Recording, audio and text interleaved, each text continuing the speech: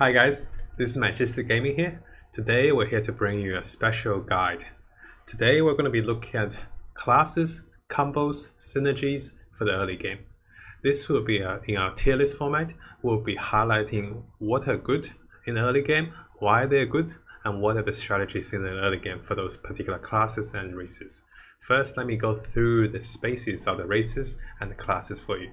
There's Beast, Demon, Dwarves, Dragon, Elements, Elves, Goblins, Humans, Naga, Ogre, just Ogre Mage by the way, Orcs, Trolls, and Undead, and the class. I probably don't need to read off that, I'm sure we can see it over here. I have this one as a summary of what they are. Don't worry about the things being so small, I'll switch us to a different display.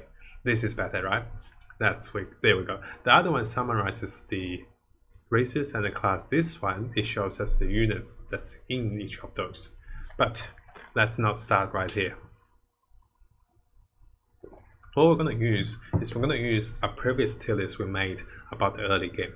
This is going to be very helpful because looking at those units and the races and the classes, it doesn't justify why this is so strong in the early game. This does. This is the tier list for the round 1 to 10 I made earlier. In this particular tier list, we can see this Anti-Mage, Bounty Hunter, all of those units, all of those good units up there.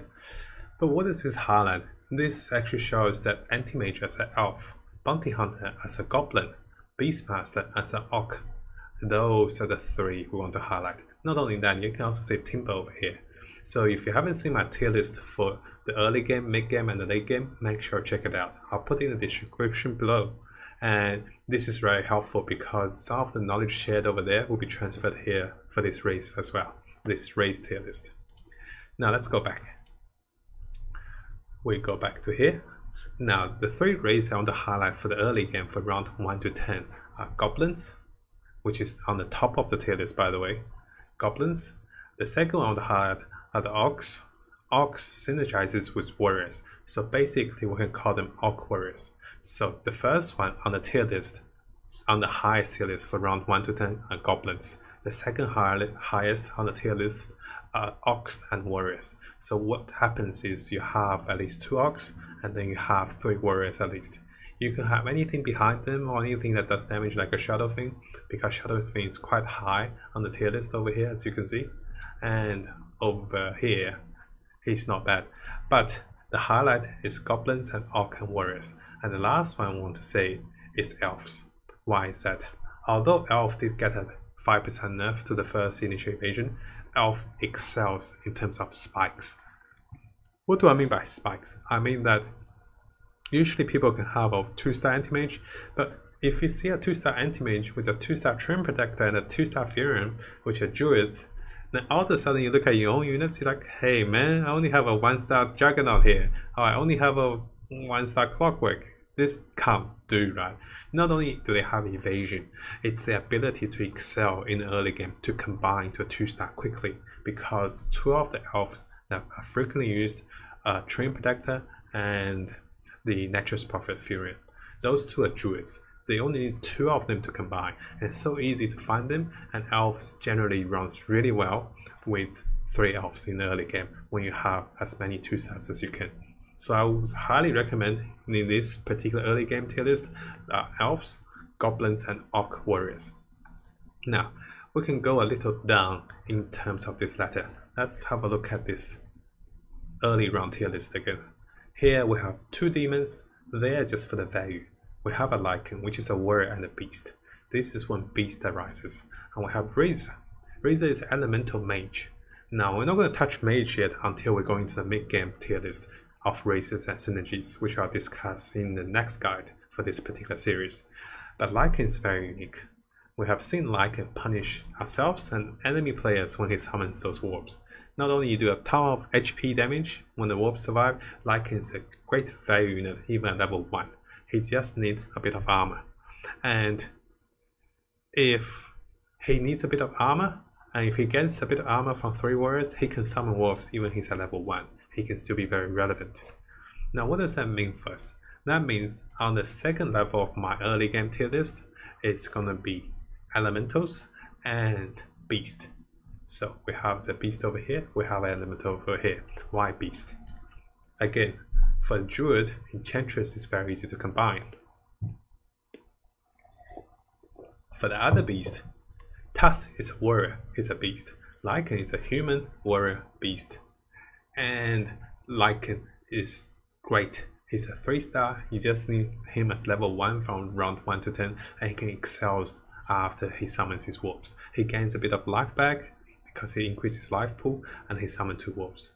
Because Enchantress is so easy to combine, you can balance her out in any lineup. So Beast is actually the A tier list for me as in terms of races, because Beast is those things you see, you'll be like, hey, I already have warriors, why don't I have Beast? Hey, I already have elves, why don't I have a beast? Because Enchantress is so versatile, she and Lycan can fit in the elf lineup, can fit in the warrior lineup, can fit in the orc lineup, sometimes they even fit in the goblin lineup. See, you make the strongest even stronger, because goblins only need 3 goblins for the nanobots. That's why they're the top of the tier list. I'm sure I don't need to justify too much, because I'm sure we've seen how strong goblins are with 3 1-star units defeating any other unit in round 4. Orcs have armor, orcs have health, and together with some lucky rolling, if you get lucky enough with a 2-star Juggernaut and a 2-star Beastmaster, they are great. So let me rephrase that.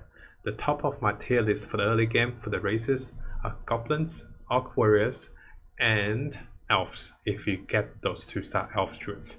The second of my tier list are beast and elementals. Why elementals?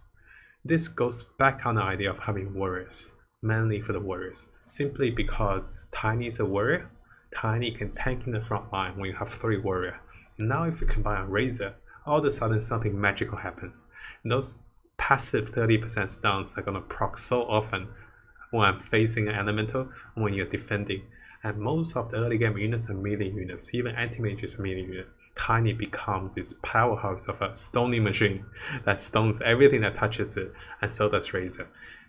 And in the early game, if you get stunned for 4 seconds, it's pretty much over for this particular unit. And I think stoning also increases the unit's physical damage taken. So similar to Dusa Stone Gaze, stoning is great. That is why elementals can be a niche synergy of a class, of a race for this particular duration of the game from round 1 to 10. What we're going to look at again is there anything else to look at? Now, you see the clock, you see the Templar. Again, they reinforce the goblins and the elves. You see the Lone Druid, which reinforces the beast. You see Doom and Conquer reinforce the warriors and orcs. You see a Necro and a Juggernaut. Necro is not that big. They do reinforce a little bit undead, but I'm not going to touch on undead until we go to round 10 to 20. Juggernaut again reinforce the orcs and the warriors. So now that we pretty much cleared up on round 1 to 10, what are the races, what are good? So notice that I haven't touched on some of the races like Trolls, I haven't touched on some of the classes and races like Trolls and the classes like Knights and Hunters, because I like to give you guys what are the strongest, and from round 10 to 20 I want to explain why. What are the reasons why we keep Knights? What are the reasons we keep Hunters? What are the reasons we keep Trolls? This allows us to differentiate and to really highlight what is good from round 1 to 10 and why we should just use them and then transition into a better potential class after.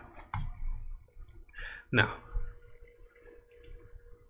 let's have a look. And yes, I do know guys that some of the printout here is out of date, because when I was searching, this was the clearest with the pictures and with the writing. Unfortunately, some of the things like mages, as our friends on Twitch pointed out, it is out of date. It should be 40 instead of 50 and 30. And I apologize for this out of date picture, guys. This was the most informative picture I can find for us, but unfortunately it's out of date. And let's have a look. Oh, excuse me. We're going to go to round 11 to 20. There's some things I do want to highlight. This is a tier list, particularly for 11 to 20. This does not consider the potential of a particular build. Let me give you an example why. If I'm a dragon build, if I am having a Puck, a Viper, I'm just in the DK, all of a sudden this DK is S tier for me. And this tier list doesn't consider that because this is a more generic tier list. But here we're going to talk about some potential builds in the round 11 to 20. What are the powerhouse potential builds? We're going to touch on those first. Are going to be the dragons, the trolls, and the 4 knights. And again, they are named in a particular formation. Let's go back here. They're named in this particular formation. Dragons for me are the strongest because they are the easiest to combine.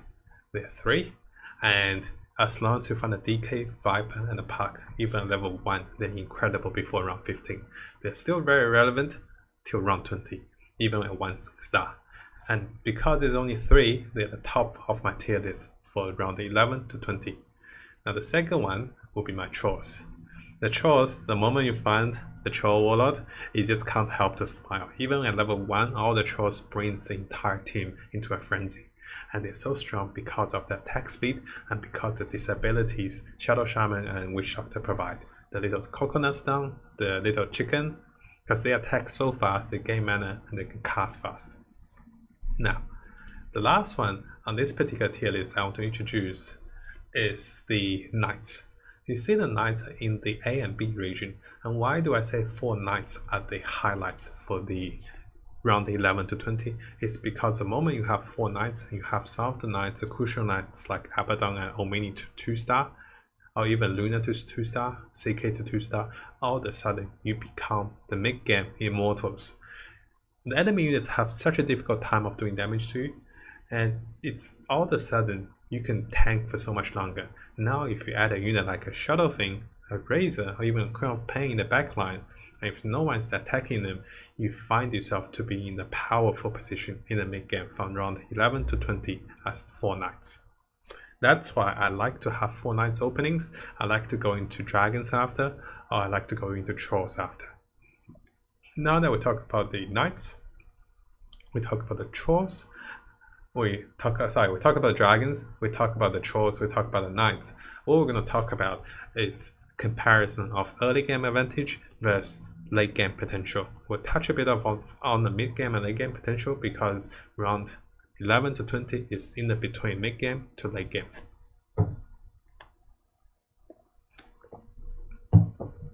What we're going to see is we're going to see the goblins fall off. Although they were the top tier for round 1 to 10, they are falling off simply because, hey, if you can get a 2-star clock at round 4, what makes you think that they're going to be that much stronger at round 16, around 17?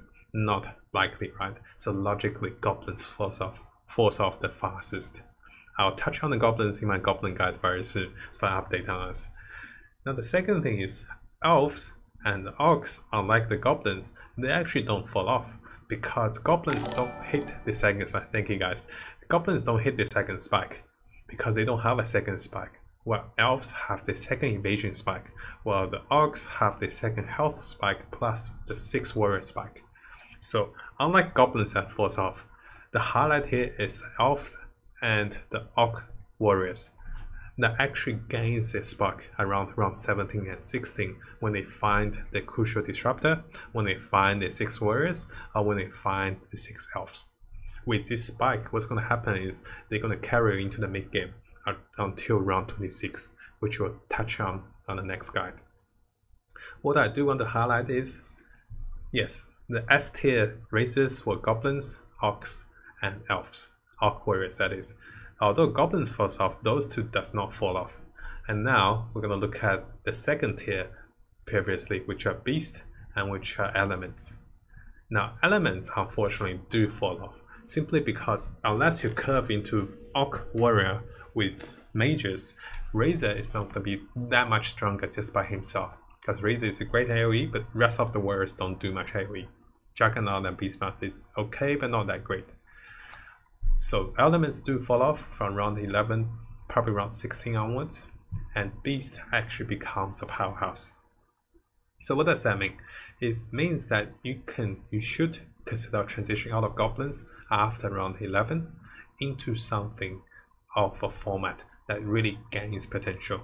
And you can stay as elves Orc Warriors, Beast, but you might want to transition from elements into elemental mages, into elemental assassins, into something that really spikes. I'll touch on elemental assassins in the mid-game as well.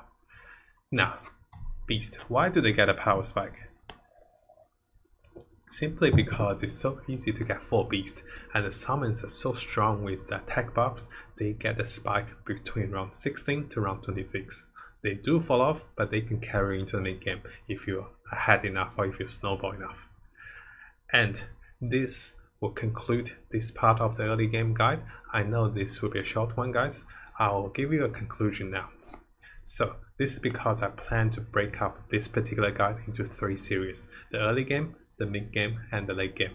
So again, the conclusion for the early game is round 1 to 10 will be goblins, elves, and orc warriors for me. And after that, it will be elementals and beasts for the early game round 1 to 10. And what falls off from round 11 to 20 is the goblins for sure, and the elementals. The elves and orcs can hit the second spike if you find the 6 elves that are 2-star.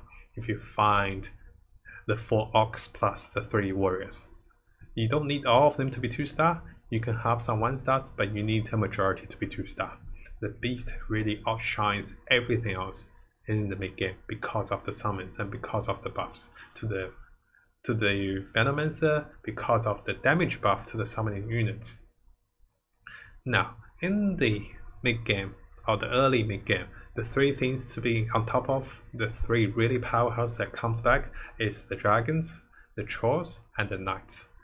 Surprisingly enough, the dragons and the trolls can be very hard to find the DK and to find the troll warlord. Sometimes it's easy to find the knights because you have the Batrider and the CK in the early game.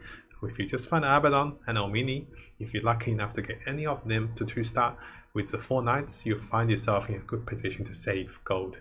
And that's what I want to touch on the mid game on the next guide. So thank you guys so much for tuning in for this first part of the series of synergies and races. Hopefully this shared some insight, and hopefully this started a new branch of tier list we can look at. So thank you guys again for your support with subscribing on YouTube, with saying hi on YouTube, leaving nice comments, with coming and say hi on Twitch, and everything else with all the supports. Thank you guys so much, and I'll see you guys next time.